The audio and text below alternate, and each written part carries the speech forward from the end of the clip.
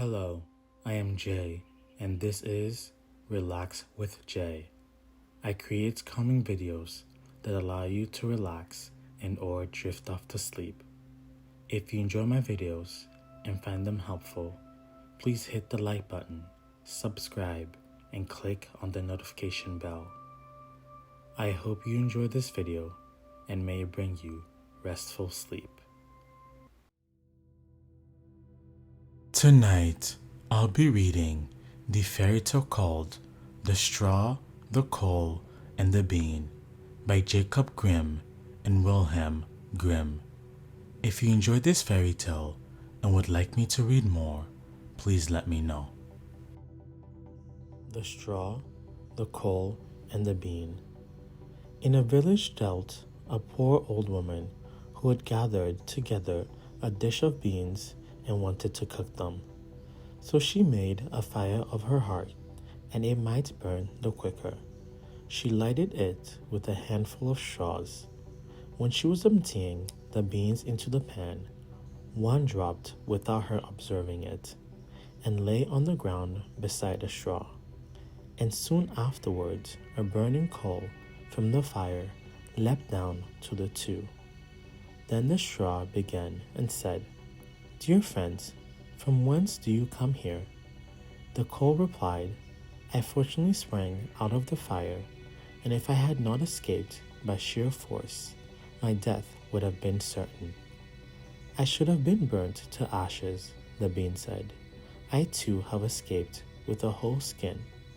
But if the old woman had got me into the pan, I should have been made into broth without any mercy, like my comrades. And would a better fate have fallen to my lot," said the straw. "The old woman has destroyed all my brethren in fire and smoke. She seized 60 of them at once and took their lives. I luckily slipped through her fingers."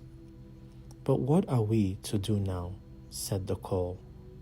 "I think," answered the bean, "that we have so fortunately escaped death, we should keep together like good companions, and lest a new mischance should overtake us here, we should go away together and repair to a foreign country."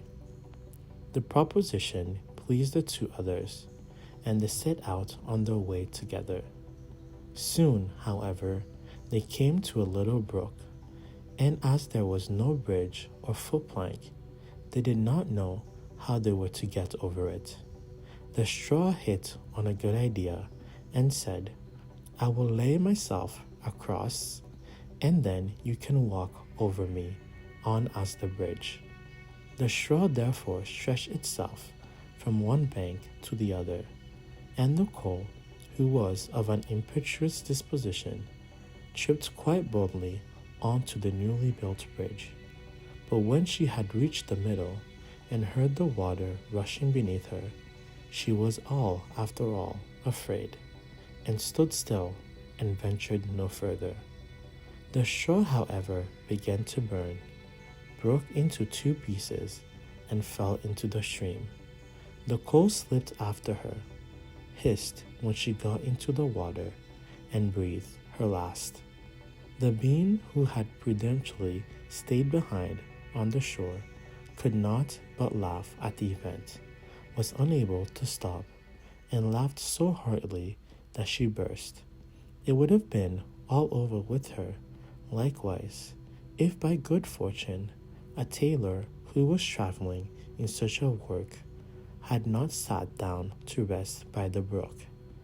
As he had a compassionate heart, he pulled out his needle and thread, and sewed her together. The bean thanked him most prudently, but as the tailor used black thread, all beans since then has a black seam.